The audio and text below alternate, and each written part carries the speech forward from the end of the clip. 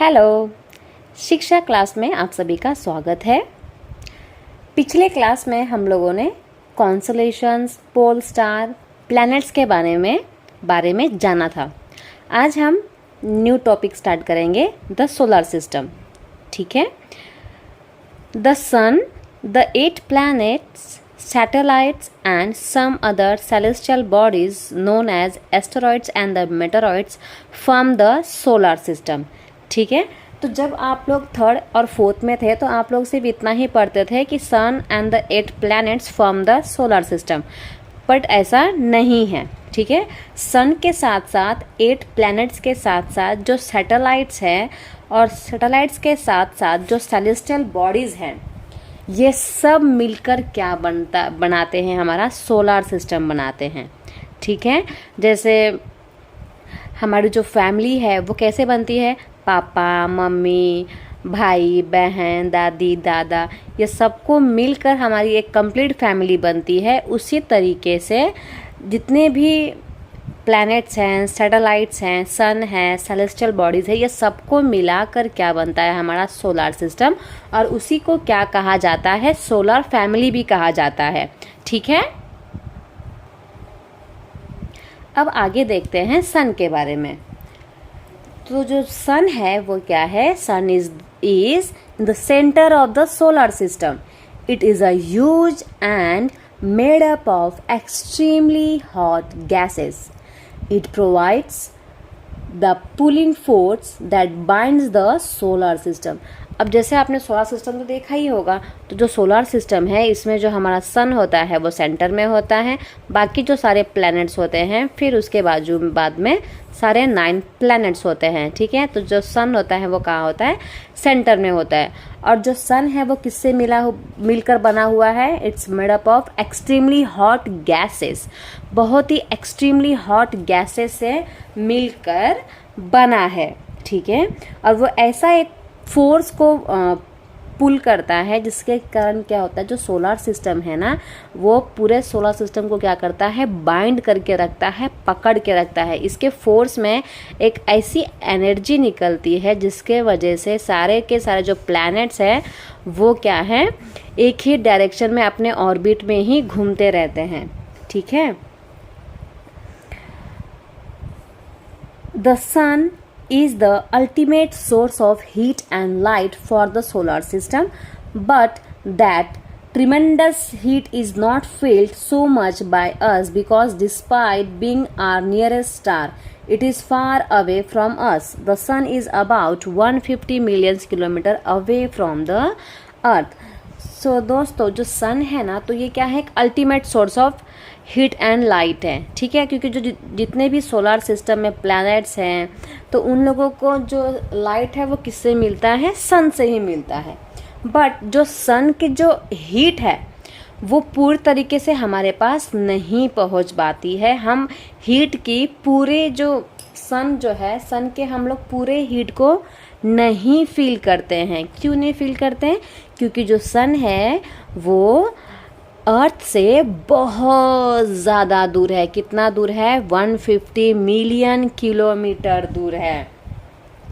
तो 150 million kilometre दूर होने की वजह से हमें सन की लाइट ज़्यादा फील नहीं होती है। अगर सन जो है वो पास में होता तो सन की लाइट को हम लोग फेस ही नहीं कर पाते, राइट। क्योंकि देखो समर वैकेशन का टाइम पे सन की लाइट कितनी ज़्यादा होती है, हम घर से बाहर निकलने में भी कतराते हैं। यस और नो। ठीक है। तो जो सन है वो अर्थ से कितना दूर है, 150 मिलियन। चलो अब पढ़ते हैं प्लैनेट्स के बारे में। तो जो प्लैनेट्स हैं, ठीक है, तो हमारे यूनिवर्स में टोटल कितने प्लैनेट्स हैं, 8 प्लैनेट्स है। ठीक है। There are 8 planets in our solar system. In order of their distance from the sun, they are Mercury, Venus, Earth, Mars, Jupiter, Saturn, Uranus and the Neptune। तो ये जो है ये क्या है, ऑर्डर वाइज सारे नाम दिए हुए हैं। बट बहुत सारे बच्चों को प्रॉब्लम होता है ऑर्डर वाइज जो नेम है वो याद करने में।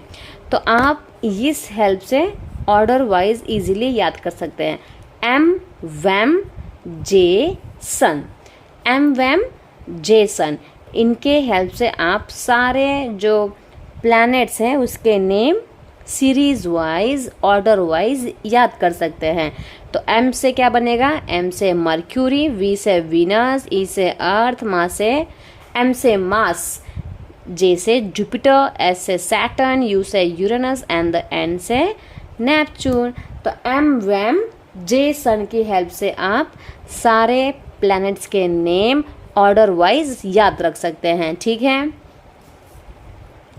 चलिए आगे देखते हैं। All the 8 planets of the solar system moves around the sun in fixed path। अब जितने भी 8 planets हैं ना, वो क्या करते हैं, सोलर सिस्टम में मूव करते रहते हैं, पूरे टाइम मूव करते रहते हैं। ठीक है, तो जो सन है ना उसका मूवमेंट करते हैं ये लोग। किसका करते हैं, सन का मूवमेंट करते हैं। ठीक है, सन का ऐसा राउंड राउंड चक्कर लगाते रहते हैं, चक्कर लगाते रहते हैं, जिसे क्या कहा जाता है, रेवोल्यूशन। ठीक है, ये जो चक्कर लगाने का जो रास्ता होता है, ये जो फिक्स्ड पाथ होता है, उसे क्या कहा जाता है, ऑर्बिट। ओके, क्या कहते हैं इसे, orbit. Okay, so Mercury is the nearest to the sun.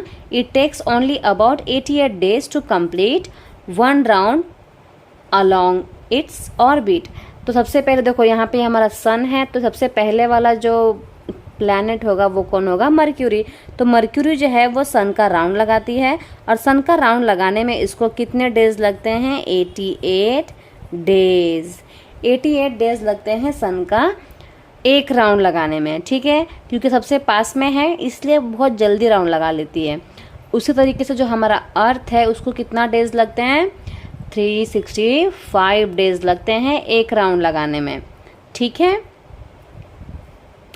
Venus is considered as Earth's twin because its size and shape are very much similar to that of the Earth। तो जो Venus है ना, Venus को क्या कहा जाता है, अर्थ का ट्विन कहा जाता है, मतलब ट्विन्स, भाई बहन कहा जाता है। क्यों ट्विन्स कहा जाता है, बिकॉज जो विनस है उसका जो साइज़ है और जो शेप है ना वो सेम टू सेम अर्थ की तरह ही है। ठीक है, जितना अर्थ बड़ा है उतना ही विनस भी बड़ा है। जैसा अर्थ दिखता है सेम टू सेम विनस भी वैसा ही दिखता है, इसलिए विनस को ट्विन्स कहा जाता है। ठीक है, अगर 2006 की बात करें तो पहले हमारा जो यूनिवर्स है, जो सोलर सिस्टम है, उसमें टोटल 9 प्लैनेट्स हुआ करते थे। ठीक है, कितने प्लैनेट्स हुआ करते थे, 9 प्लैनेट्स हुआ करते थे। तो उसमें से एक कौन था, प्लूटो। ठीक है, प्लूटो भी क्या था, एक प्लैनेट था पहले। तो प्लूटो को भी क्या करना था, अपने ऑर्बिट में ऐसे ऐसे राउंड लगाना था। बट जो प्लूटो है वो क्या हो गया, रास्ते से भटक गया और यहाँ से वो कहीं और चला गया, जिसकी वजह से उसको सोलर सिस्टम से निकाल दिया गया। ठीक है, और उसको क्या बोला जाता है, ड्वार्फ प्लैनेट। क्या बोलते हैं, ड्वार्फ प्लैनेट्स। ठीक है, आई होप आपको इतना समझ में आ गया होगा। चलिए आगे देखते हैं next topic, the earth.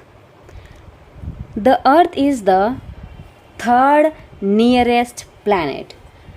3rd number का प्लैनेट है टू द सन। ठीक है, फर्स्ट कौन सा है, तो फर्स्ट है मर्क्यूरी, सेकंड है विनस, थर्ड कौन सा है, earth. Okay, in size it is the 5th largest planet. अगर साइज के अकॉर्डिंग बात की जाए तो अर्थ का नंबर कौन सा आता है, 5th नंबर आता है।